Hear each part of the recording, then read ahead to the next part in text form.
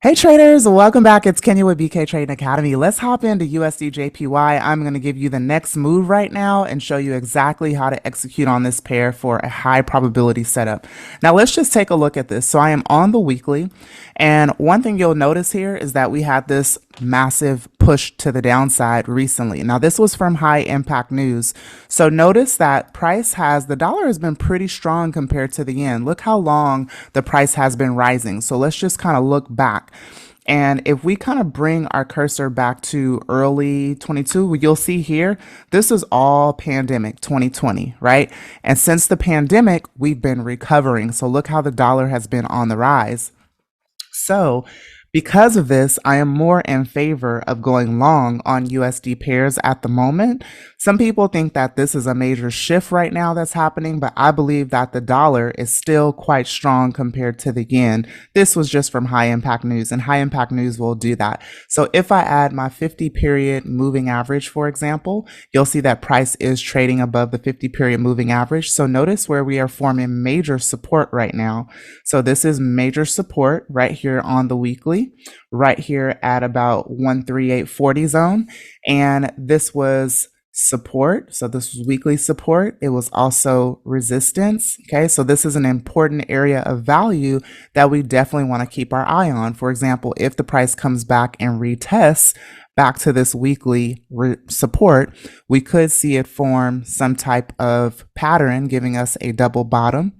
And we could come and break this resistance neckline and continue higher. Okay, that could be a possibility. I do see something like that possibly happening. Another thing that could also happen is that we could even push lower. So let's say, for example, if price gives us a bearish flag pattern right now, so see how price is in correction, and let's say that price gives us a bearish flag on the weekly and also on the daily. So look, if I go down to the daily time frame, here's our flag pattern on the daily. Okay, this is our flag pole, and I just kind of have my flag stretched out right here where price is in correction, and we could see price head lower. So we could see something like this happen where it breaks that daily support and heads down to the next major support at the 13140 area or so. So right about here. So right here. And let's look at the weekly. So if you're a swing trader, for example, or a position trader, the weekly would be an area of value for you. Beautiful. Okay. So a retest right of this previous weekly support.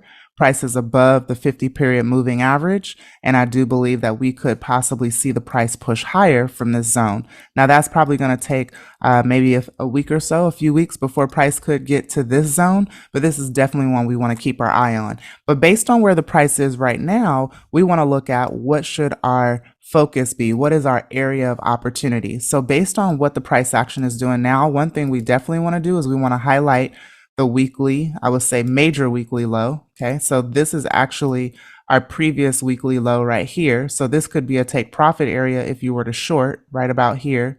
And then you want to find your previous resistance area. Okay, so what I would do, I can kind of see it here on the weekly. So let's just clone this right here. I'm going to clone this area. And then I'm going to go ahead and put this right here because this is my last weekly support. So if I go down to the daily, now on the daily, I'm just going to delete this real quick. So now on the daily, you can see that price is pushing up. So look how price is pushing up right now. I'm going to bring this down just a little bit, but now you'll see that this is a previous reversal zone. So this is daily previous resistance, previous support multiple times, previous support multiple times. And notice how we have where price broke our support zone here and push down. That was from high impact news, right? So right now we have an opportunity to short on the lower time frame. Here is our downtrend on the daily. Price is in correction, and now we are getting a bearish flag pattern. So here is our flag on the daily. and we are going to look for an opportunity to short. Now, price could still push up a little bit, so I would bring this out possibly to about right here or so, knowing that price could come and retest this daily resistance right here at 142. I would say 142 like 40 area. You'll notice the price is kind of even starting to wick a little bit right now, and these are all wicks here. So I like to always pay attention to the wicks because price likes to go and retest these areas. So you might be asking yourself, well, Kenya, where should I exactly enter? And it's a little bit tricky. What you want to do is monitor for your entry criteria for the strategy you use. So for example, if I'm a scalper, I'm going to wait until price gets to the area. I have my alert right here at 142 like 38. So I want to wait to be notified. If I miss out, I'm okay with that, okay? Because I want to be really precise in my entry, and I also want to buy and sell from areas of value that I'm comfortable with. I want to know that I'm getting a great deal.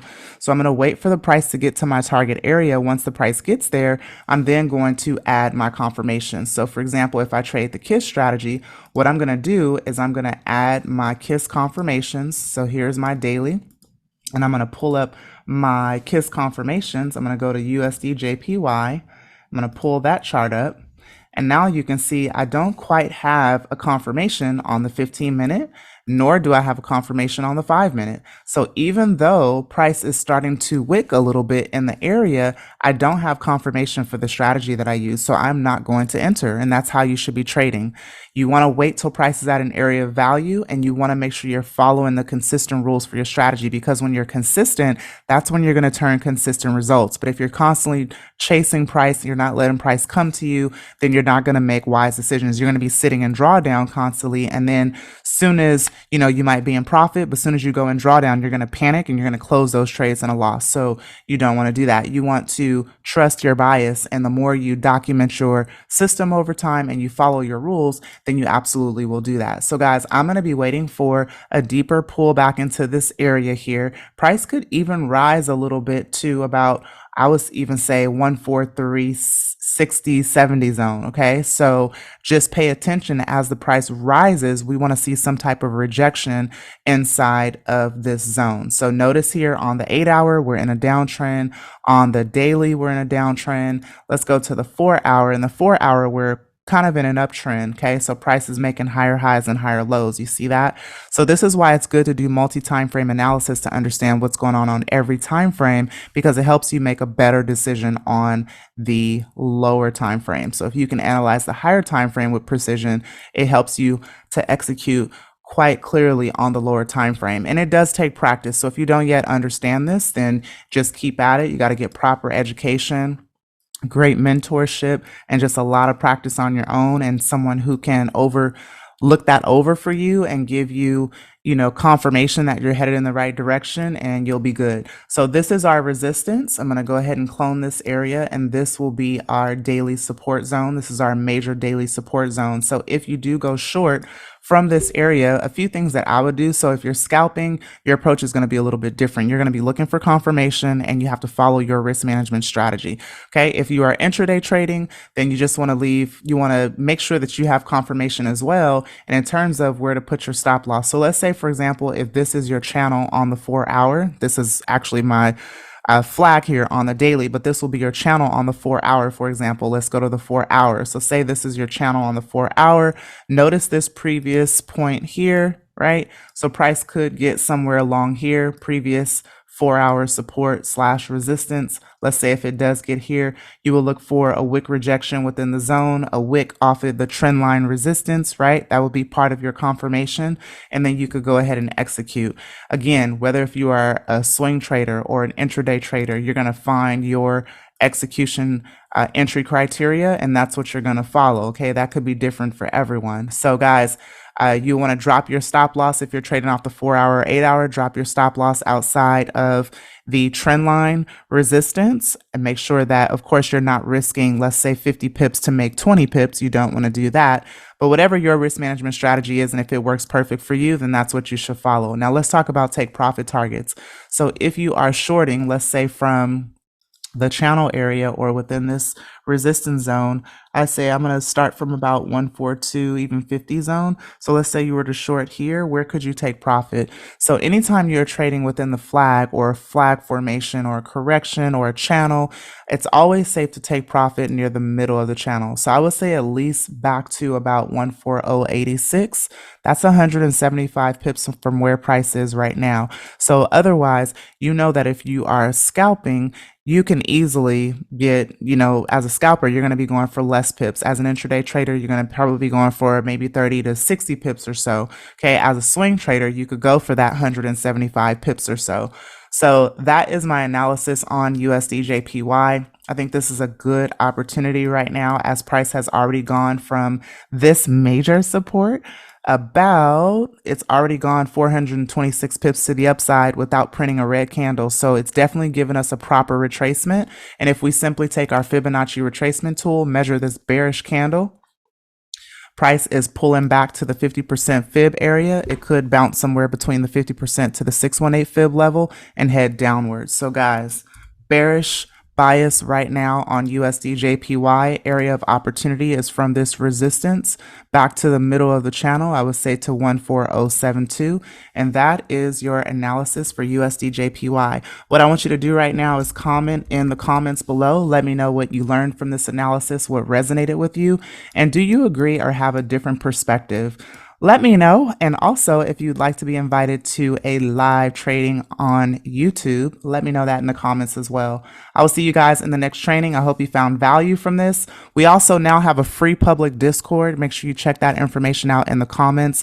We also have a Telegram, and we do have a private Discord for students where we drop our 95% win rate signals and lots of other stuff that is available for our lifetime members. So if you have questions, all of our information is in the description. If you're new here, don't forget to subscribe, turn on notifications, and yeah, you won't miss the next one. I'll see you in the next video, guys. Stay blessed.